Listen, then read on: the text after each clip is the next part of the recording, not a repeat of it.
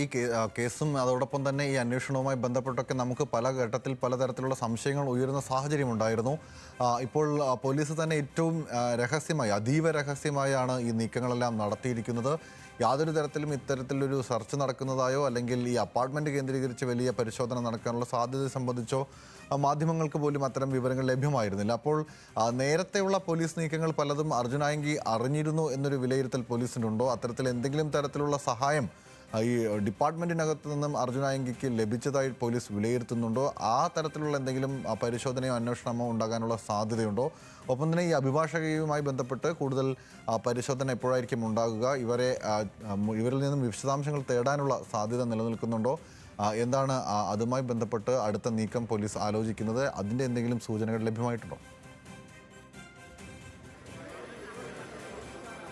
ഈ അർജുനായങ്കിക്ക് പോലീസിന്റെ നീക്കങ്ങൾ ചോർന്ന് കിട്ടുന്നു എന്ന് നേരത്തെ പല കേസുകളുമായി ബന്ധപ്പെട്ടും അത്തരത്തിലുള്ള ഒരു ആരോപണങ്ങളൊക്കെ ഉണ്ടായിരുന്നു. പക്ഷേ ഈ കേസിൽ പോലീസ് അതീവ രഹസ്യമായി ഒരു ഘട്ടം കഴിഞ്ഞപ്പോൾ അതീവ രഹസ്യമായ നീക്കങ്ങളിലേക്ക് തന്നെ പോയി എന്ന് വേണം പറയാൻ. കാരണം അർജുനായങ്കി എങ്ങോട്ട് പോകുന്നു എന്നതുൾപ്പെടെയുള്ള കാര്യങ്ങൾ നിരീക്ഷണം മാത്രമല്ല, അതിൽ ഉറപ്പ് വരുത്തിയതിനു ശേഷം മാത്രമാണ് പോലീസിന്റെ നീക്കങ്ങൾ ഉണ്ടായിരുന്നത്. മാത്രമല്ല, ഈ കണ്ണൂർ സ്ക്വാഡ് എന്നത് വെറും വിശേഷണമല്ല എന്നുള്ളത് കൂടി പറയേണ്ടി വരും. കാരണം പോലീസിലെ ഏറ്റവും വിശ്വസ്തമായ, ഏറ്റവും നല്ല രീതിയിൽ ഒരു ഓപ്പറേഷൻ പൂർത്തിയാക്കാൻ ശേഷിയുള്ള ഒരു വലിയ കരുത്തുറ്റ ടീം തന്നെയാണ്. അതിലൊരു തർക്കവുമില്ല. അവർ ആ ഒരു രഹസ്യാത്മകത പൂർണ്ണമായും സൂക്ഷിച്ചുകൊണ്ട് ഈ അർജുനായങ്കിയെ പൂട്ടി എന്നത് ഇപ്പോൾ നിസ്സംശയം പറയാം. കാരണം ഒരു പഴുതും ഒരു തരത്തിലും വിവരം പുറത്തു പോകാത്ത വിധത്തിൽ ആ അന്വേഷണ സംഘം അത് കൈകാര്യം ചെയ്തിരുന്നു.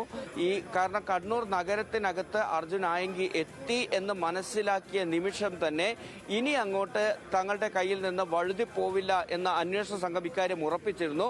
പ്രത്യേകിച്ചും ഇതിൽ നമ്മൾ ഈ പറയുന്ന കണ്ണൂർ സ്ക്വാഡ് എന്ന് പറയുന്ന കണ്ണൂർ കേന്ദ്രീകരിച്ചുള്ള അന്വേഷണ സംഘത്തിനപ്പുറത്തേക്ക് ഉന്നത പോലീസ് ഉദ്യോഗസ്ഥരുടെ മേൽനോട്ടവും ഓരോ നിമിഷവുമുള്ള നിർദ്ദേശങ്ങളും കൃത്യമായി ഈ അന്വേഷണത്തിന്റെ ഭാഗമായി ഉണ്ടായിരുന്നു എന്നുള്ളതാണ്.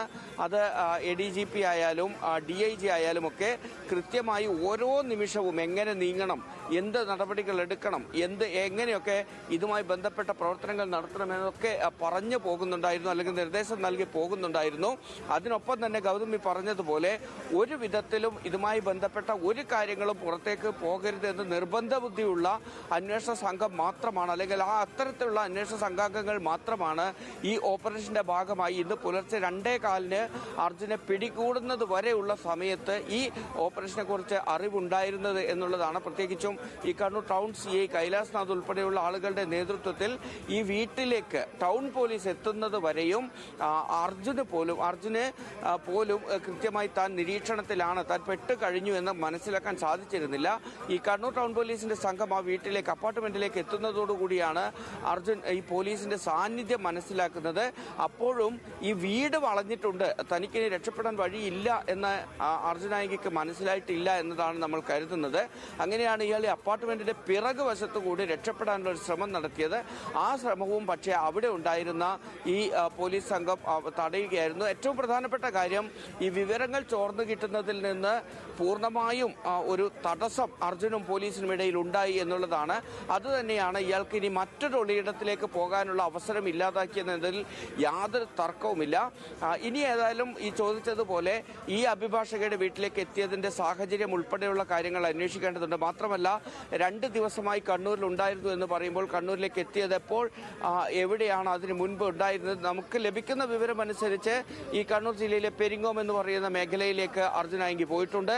അവിടെ നിന്നാണ് തളിപ്പറമ്പിലേക്ക് എത്തിയതെന്നാണ് നമ്മൾ മനസ്സിലാക്കുന്നത്. തളിപ്പറമ്പിലെ ബാറിൽ 2 ദിവസം ഒളിവിൽ കഴിഞ്ഞു എന്ന് പറയുന്നു. അങ്ങനെയെങ്കിൽ ആ ബാറിൽ ഒളിവിൽ കഴിയാനുള്ള സാഹചര്യം ഒരുക്കിയത് ആരാണ് തുടങ്ങിയ കാര്യങ്ങൾ വ്യക്തത വരേണ്ടതുണ്ട്.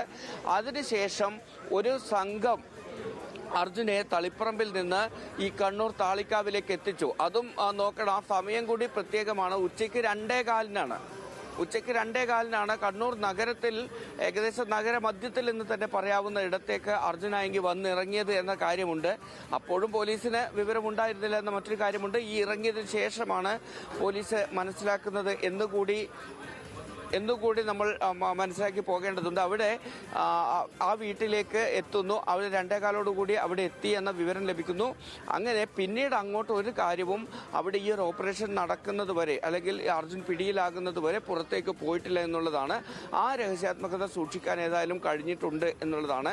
ഇനി ഈ കേസുമായി ബന്ധപ്പെട്ട കാര്യങ്ങളിലേക്കൊക്കെ വരുമ്പോൾ ഈ പോലീസ് ഈ ഒരു കുറ്റകൃത്യത്തിനുള്ള ഗൂഢാലോചന നടത്തി എന്നതിലാണ് കോതമംഗലം പോലീസ് ആദ്യം അർജുൻ ആയങ്കിയെ കരുതൽ തടങ്കലിലേക്ക് എടുക്കുന്നത്. പിന്നീട് പുറത്തിറങ്ങുന്ന അർജുൻ ആയങ്കി അവിടെയുള്ള CI ഒക്കെ ഭീഷണിപ്പെടുത്തി നല്ല രീതിയിൽ ജീവിക്കില്ല, പെൻഷൻ വാങ്ങില്ല തുടങ്ങിയ കാര്യങ്ങളിൽ ഒരു ഭീഷണി പോസ്റ്റ് ഇടുന്നു.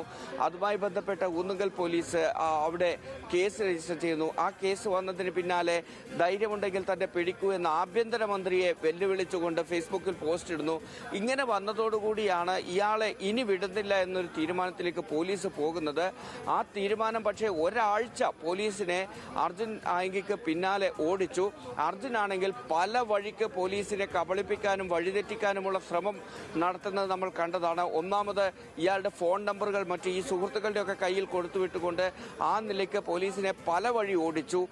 ഈ ഫേസ്ബുക്കിൽ നിരന്തരം വരുന്ന പോസ്റ്റുകൾ പോലീസിനെ വല്ലാതെ അങ്കലാപ്പിലാക്കിയിട്ടുണ്ട്. ഇത് ഇയാൾ തന്നെയാണോ ഇടുന്നത് എന്ന കാര്യം ഉറപ്പില്ലെങ്കിൽ പോലും കൃത്യമായി ഈ പോസ്റ്റുകൾ വന്നുകൊണ്ടിരിക്കുന്നത് പോലീസിനെ സംബന്ധിച്ചിടത്തോളം പൊതുജന മധ്യത്തിൽ ഒരു നാണക്കേട് ഉണ്ടാക്കുന്നുണ്ടായിരുന്നു. കാരണം ഇതുപോലൊരാൾ ഈ അർജുൻ ആയങ്കിയെ പോലെ കേസുകളിൽ പ്രതിയായ ഒരാൾ ഇങ്ങനെ നിരന്തരം ഫേസ്ബുക്ക് പോസ്റ്റുകൾ ജനങ്ങളുടെ കണ്ണിൽ അത് അർജുൻ ആയങ്കിയാണ് ആ പോസ്റ്റ് ഇടുന്നത്.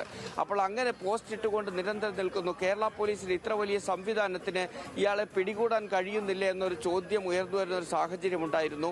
അതെല്ലാം നിൽക്കുമ്പോഴാണ് കൃത്യമായ നിരീക്ഷണത്തിലേക്ക് ഒരു ഘട്ടം കഴിഞ്ഞപ്പോൾ പോലീസ് പോയത്. ആ നിരീക്ഷണം കണ്ണൂർ താളിക്കാവിലെ ഈ അപ്പാർട്ട്മെന്റിലേക്ക് എത്തുന്നു. ആ അപ്പാർട്ട്മെന്റിൽ എത്തുന്നതോടുകൂടി അവിടെ അർജുൻ ആയങ്കി ഉണ്ട് എന്ന് ഉറപ്പുവരുത്തുന്നു. ആ ഉറപ്പുവരുത്തലിന് പിന്നാലെ വീട് വളയുന്നു. ഒരു വിധത്തിലും അർജുൻ ആയങ്കി ഇവിടെ നിന്ന് കടന്നു കളയില്ല എന്ന് ഉറപ്പുവരുത്തുന്നു. പോലീസ് അപ്പാർട്ട്മെന്റിലേക്ക് കയറുന്നു. പ്രതീക്ഷിച്ചതുപോലെ തന്നെ അർജുൻ ആയങ്കി അവിടെ നിന്ന് രക്ഷപ്പെടാനുള്ള ശ്രമം നടത്തുന്നു. പോലീസ് പിടികൂടുന്നു. ഇത്രയുമാണ് ഇന്നലെ രാത്രി നടന്നത്. ഏകദേശം ഒരു 2:15 നിഖിൽ സൂചിപ്പിച്ചത് തന്നെ വിശദമായി ഈ കേസിൽ എന്താണ് സംഭവിച്ചത്, എങ്ങനെയാണ് അർജുൻ ആയങ്കിയെ വലയിലാക്കിയതെന്നുള്ളതിന്റെ വിശദമായ വിവരങ്ങളാണ് ഇപ്പോൾ നിഖിൽ നൽകുന്നത്.